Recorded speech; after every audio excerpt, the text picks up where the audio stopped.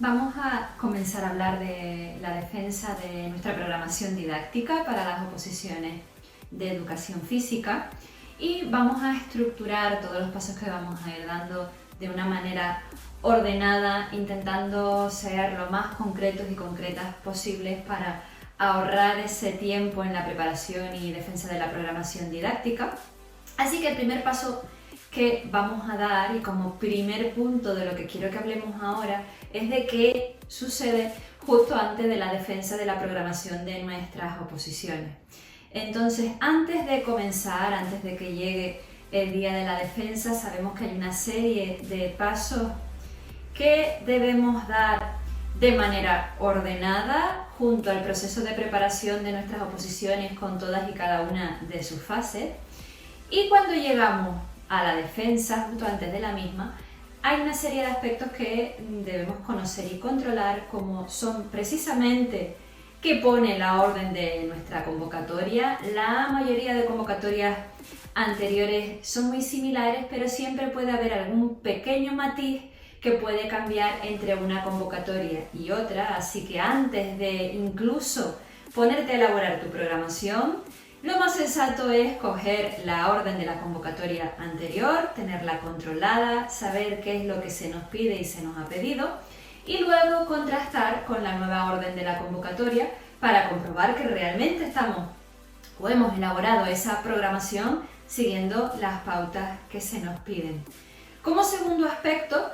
antes de empezar a defender y a entrenar esta exposición y defensa oral tanto de nuestra programación como de nuestra unidad didáctica, tenemos que haberla elaborado con tiempo y reflexión suficiente. No se trata de un documento que se pueda elaborar en un par de días o incluso al finalizar y saber que hemos pasado las pruebas anteriores o dejarlo justo para las últimas semanas antes de presentarnos a la convocatoria. Así que otro gran aspecto a tener en cuenta es haber elaborado este documento con el suficiente tiempo de antelación y haber reflexionado sobre el por qué nuestra programación la hemos elaborado de la manera que lo hemos hecho. Y como tercer aspecto importantísimo, si ya hemos controlado que se nos pide en la convocatoria y tenemos nuestra programación antes de empezar a preparar nuestra defensa, es asegurarnos de que estamos cumpliendo con la convocatoria. Iremos profundizando en algunos aspectos, pero algo tan elemental como que el tipo de letra o los márgenes, o sea que nuestra programación se ajuste a los aspectos formales que se nos requieren en la convocatoria es imprescindible, porque si directamente nos estamos saltando alguno de nuestros aspectos formales, nuestra programación se eliminaría del proceso por incumplir con estos aspectos formales. Así que, ¿qué aspectos vamos a prestar atención de la convocatoria? Como estábamos diciendo, ¿qué aspectos formales nos están solicitando? ¿Qué tipo de letra podemos utilizar? ¿Qué pasa con los márgenes de ese documento? El tamaño de letra, y cuidado aquí con la picaresca, porque hay ocasiones donde se juega con el interlineado o con el espaciado y esto puede hacer que nuestra programación no cumpla con estos aspectos formales. Y después leer bien ciertos aspectos, como puede ser, por ejemplo, que el tamaño o el tipo de letra de los cuadros puede ser más pequeño, aquí podrías ganar algo de espacio,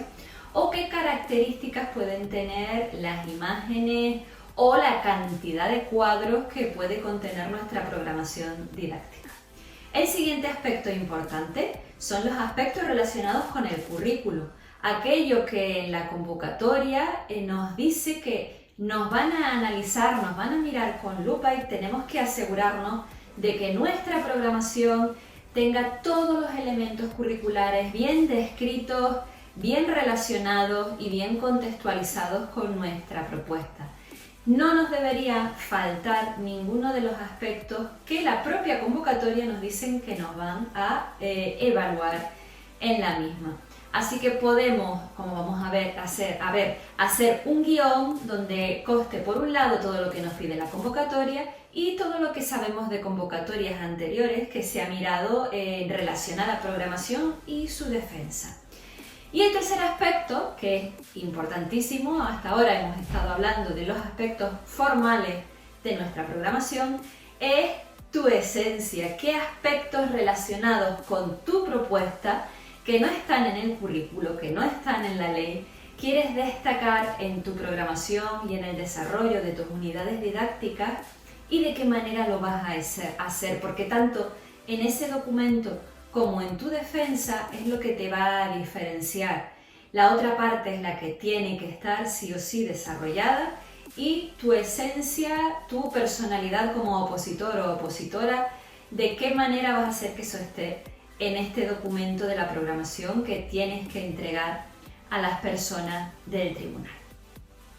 Una vez estemos haciendo esto, sobre todo recuerda que tienes que haber elaborado con tiempo tu programación. La propia orden de la convocatoria dice que este documento debe ser original, así que ten mucho cuidado y huye de que sea un documento copiado y no reflexionado. Esto no quiere decir que no mires otras programaciones de referencia, ya que es lo normal, o sea, que tengas algún guión, que hayas visto otras propuestas de programación, pero evita copiar de manera literal párrafos de otras programaciones o programaciones que realmente no estén contextualizadas. Contextualizadas en tu propuesta, en tu entorno, en el alumnado que has decidido poner en tu programación, en el alumnado con NEAE que tú has dicho que tienes en ese grupo de clase, tus instalaciones, tu equipamiento. Y la manera más fácil de comprobar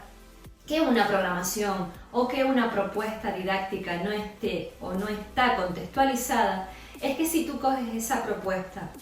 y te la llevas a otro centro con unas características diferentes, no deberías poder seguir haciendo lo mismo. Si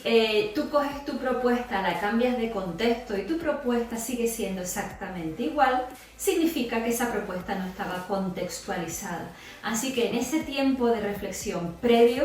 asegúrate de que todos los elementos curriculares que estás utilizando están realmente contextualizados en todo ese entorno de centro, alumnado, instalaciones, alumnado con NEAE, recursos que estás describiendo en la parte inicial de tu programación.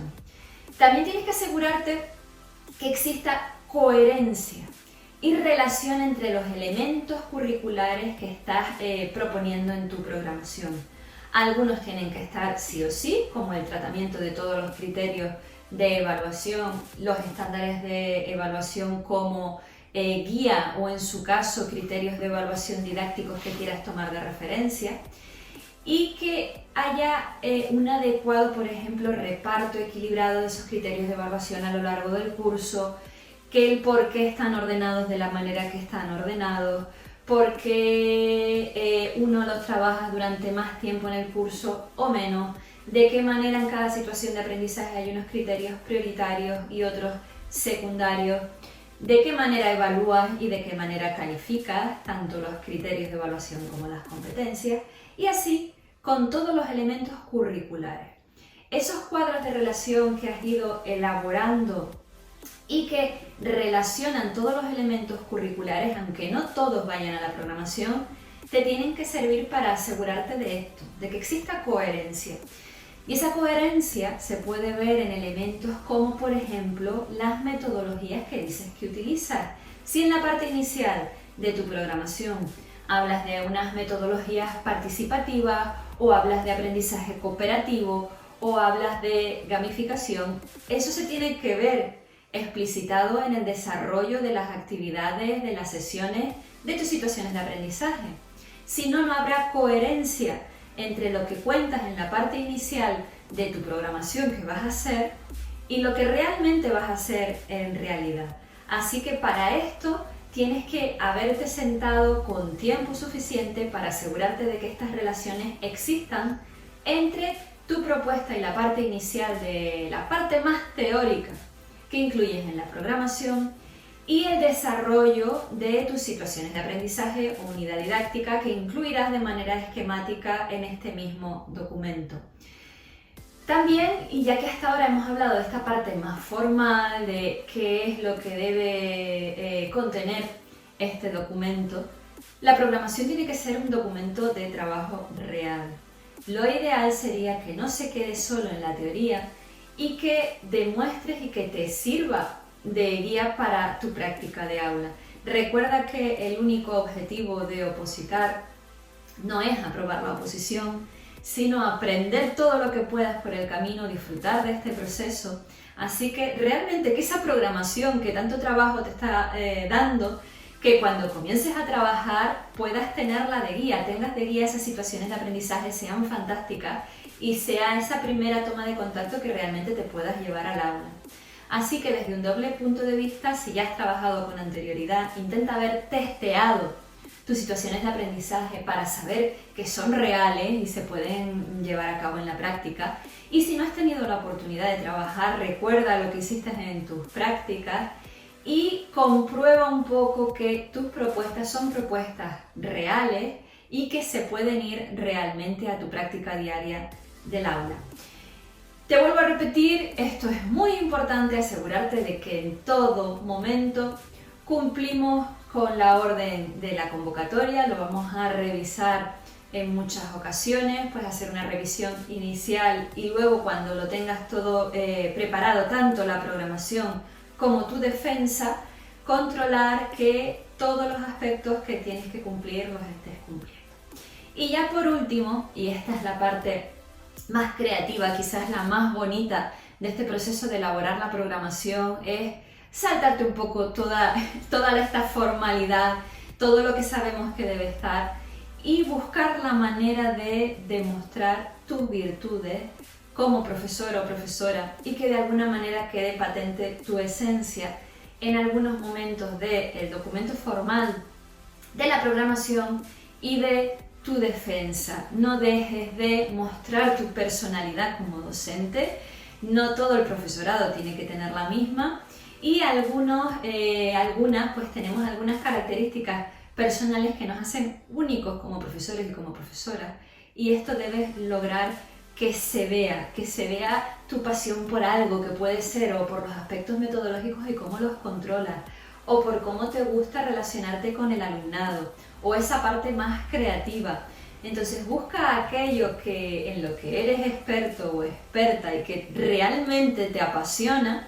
para que quede patente en tu defensa y puedas mostrar ese mismo punto de pasión, ya que cuando hablas de algo que te emocione, que realmente te gusta, eso se transmite. Entonces vamos a intentar que eso quede patente en nuestra defensa, tanto de la programación como de las situaciones de aprendizaje.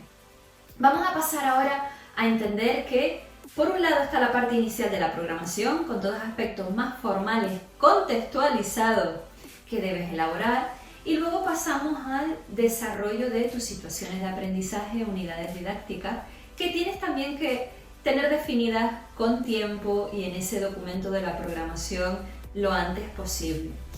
Ya que si no, como hablábamos antes, pues vamos a tener algunos aspectos que no tienen coherencia o que realmente cuando imprimes este documento y empiezas a preparar con más seriedad la defensa